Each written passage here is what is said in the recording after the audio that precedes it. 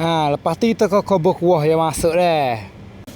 Assalamualaikum. Ini kita buat casting style bak kita dah bak. Mudah-mudah boleh buat turut rumah dah. Mula-mula kita buat air masuk dulu dah. Air kita bakal 3 senduk lebih-lebih tu lah. Dalam 2 senduk we atas selekeh dah.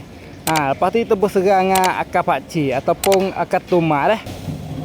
Lepas tu kita tunggu air tu gelegak dulu dah. Belum kita nak berhikir dah. Ni dia air gelegak dah ke. Kita ambil ikan kembung kita nak masak dah, buh masuk dah. Kosek-kosek dia sikit takut ikan tu lekat koli dia, kulit ikan lekat koli dah. Lepas tu kita tudung je dulu dah. Agak tu ikan kita masak dah ke kita buka tudung dah. Lepas tu kita ambil serah hak kita buh sat ni buat tubik dah. Akar pakcik ke apa boleh buat tubik semua dah. Tak ada nampak siapa sangat dah. Kita nak buat kadar ni dah. Lepas tu kita buh bawang putih cicing lada cicing. Kita cicing siap dah buh masuk. Lepas tu bawang jeruk dengan air sikit buh masuk dah.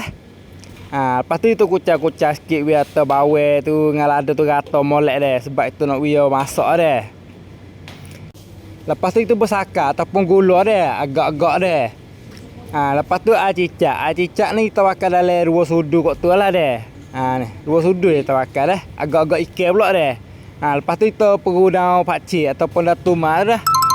Kucah-kucah sikit kakah ni cuma molek tu dah.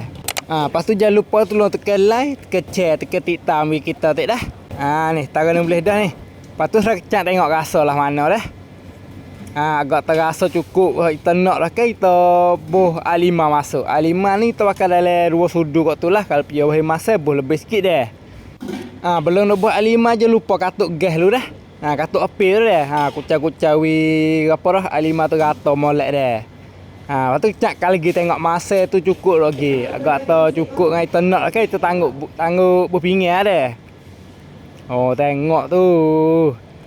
Kuah je supaya gak tertangguh atas ikan dulu dah. Lepas tu jangan lupa tolong tekan like, tekan share kita tak dah. Kalau piau nak buat boleh kita dah. Tak faham mana boleh komen tanya dah dalam komen kita dah.